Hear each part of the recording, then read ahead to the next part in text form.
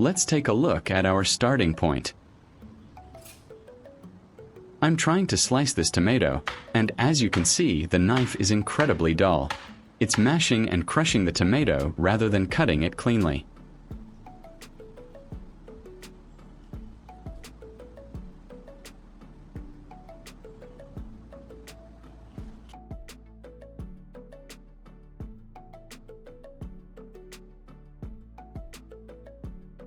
To further demonstrate, I'll try to cut a simple piece of paper. It just tears, bends, and struggles to make a clean slice. This knife needs some serious help.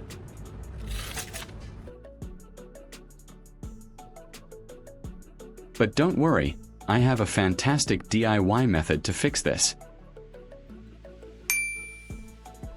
I'm bringing out my whetstones. I have two whetstones, one with a low grit and one with a high grit. This helps keep the knife blade as sharp as new. It has two sides, a coarser grit for initial sharpening and a finer grit for honing the edge. First, I'll place them in a container and pour water over them to let them soak.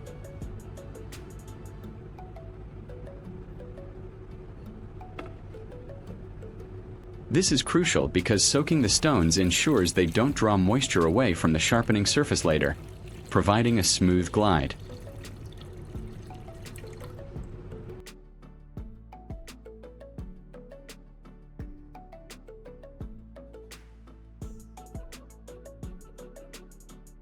Leave a comment and let me know which country you are watching from.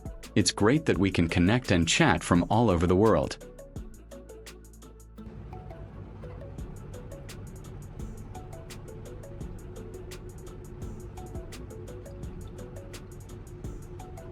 Next, I will place the 240 grit side of the 800 grit stone on a damp cloth to prevent it from slipping on the tabletop.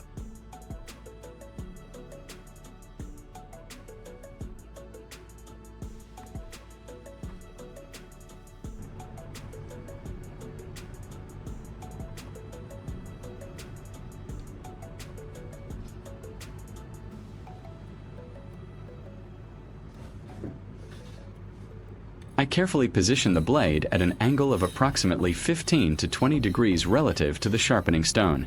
To achieve the precise angle, I lay the blade flat against the stone and then gently lift the spine about 2.5 centimeters.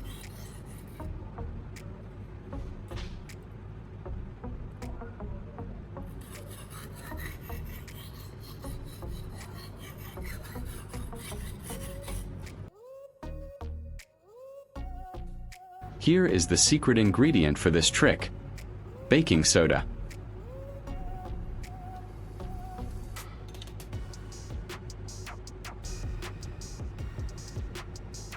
I'll sprinkle some baking soda evenly over the whetstone, spread it around, and then spray it with water.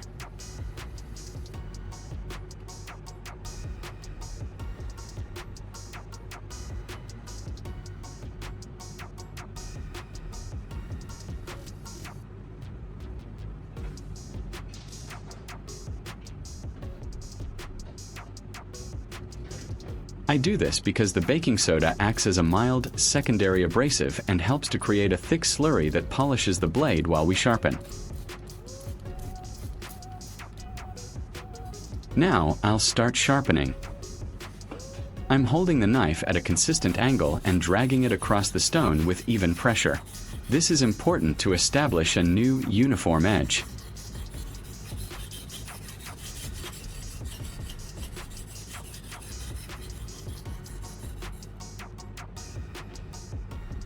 I make sure to methodically sharpen both sides of the blade.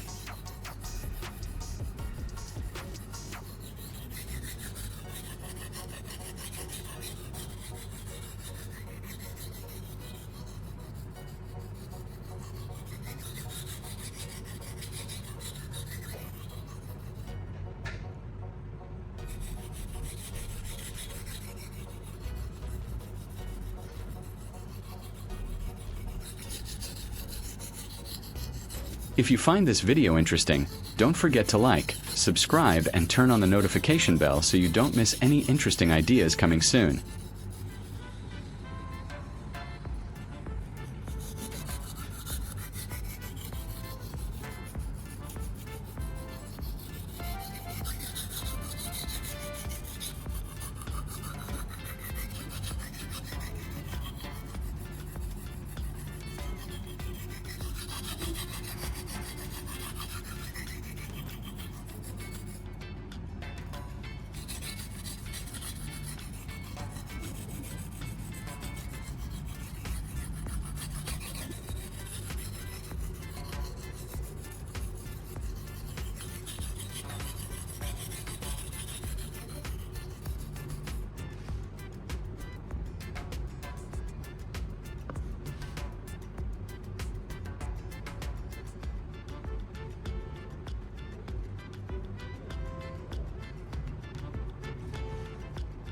I'll add a bit more baking soda and water to keep the slurry active and continue working on the 800 grit side to really grind down that dull edge.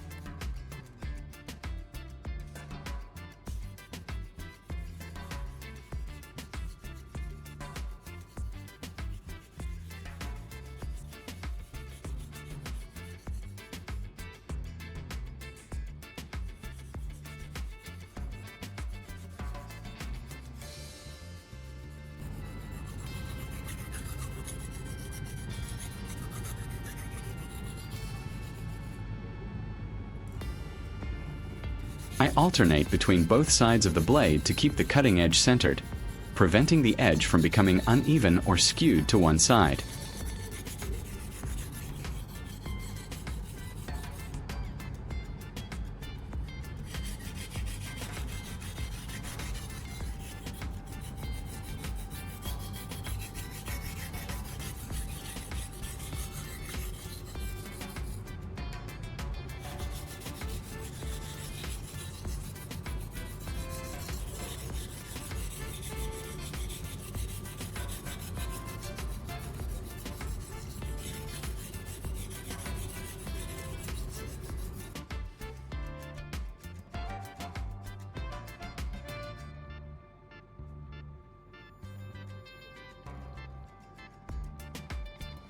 Once I'm satisfied with the initial coarse edge, it's time to refine it.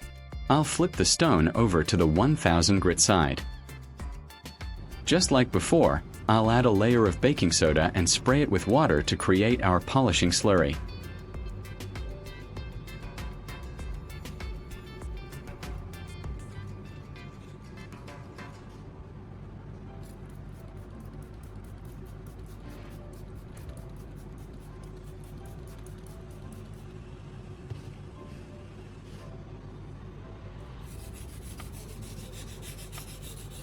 This step is necessary because it removes the micro scratches left by the 800 grit stone and really refines the edge to a razor-sharp, smooth finish.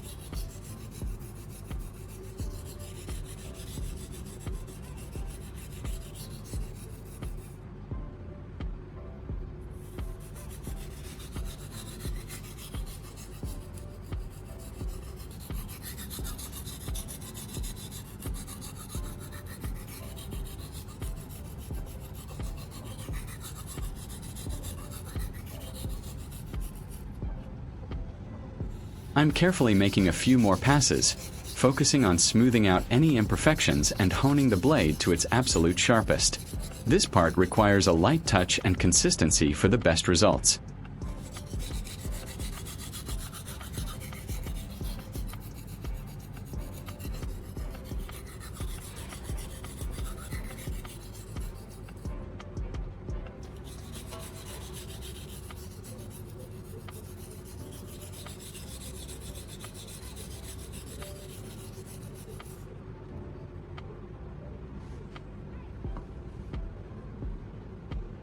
Now I'm moving on to the number 3000 fine grinding stone in yellow.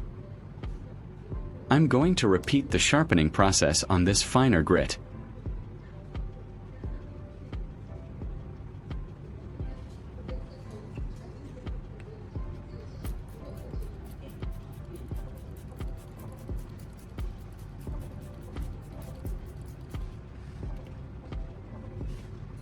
I keep a steady hand and maintain that consistent angle. The baking soda paste is doing an excellent job of polishing the metal as we work, giving it a mirror-like shine.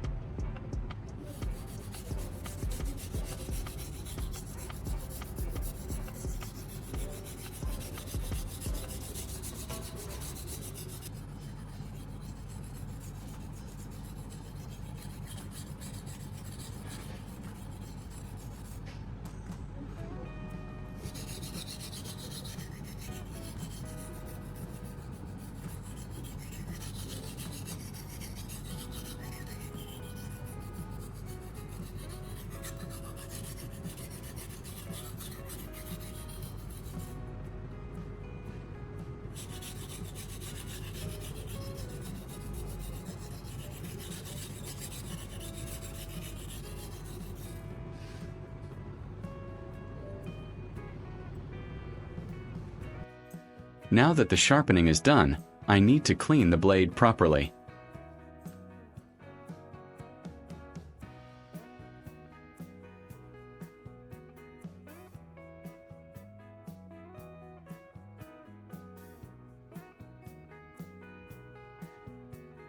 I'll spray a little WD-40 onto the knife and wipe it carefully with a paper towel.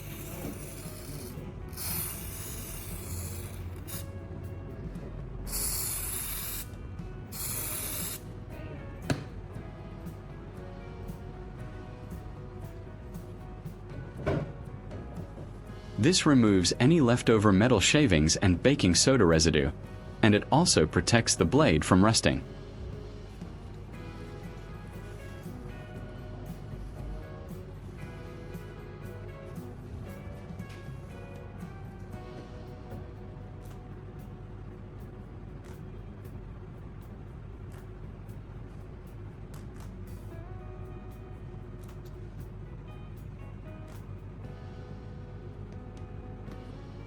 I will test the freshly sharpened knife on a sheet of paper.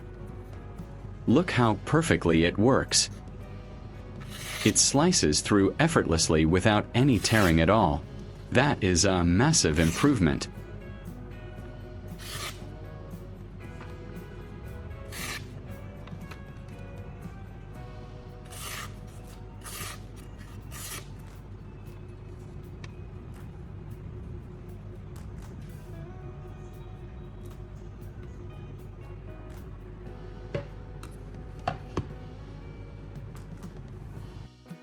Let's try it on a tomato again.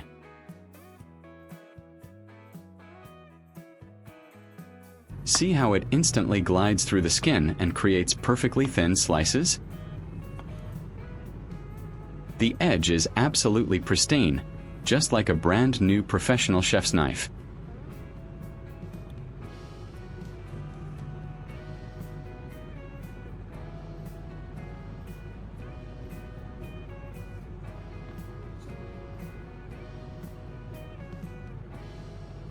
For a final, fun test, let's see how it handles a hanging water bottle. A clean cut straight through. This DIY method proves that with a little effort, you can restore old tools perfectly. Thank you for watching,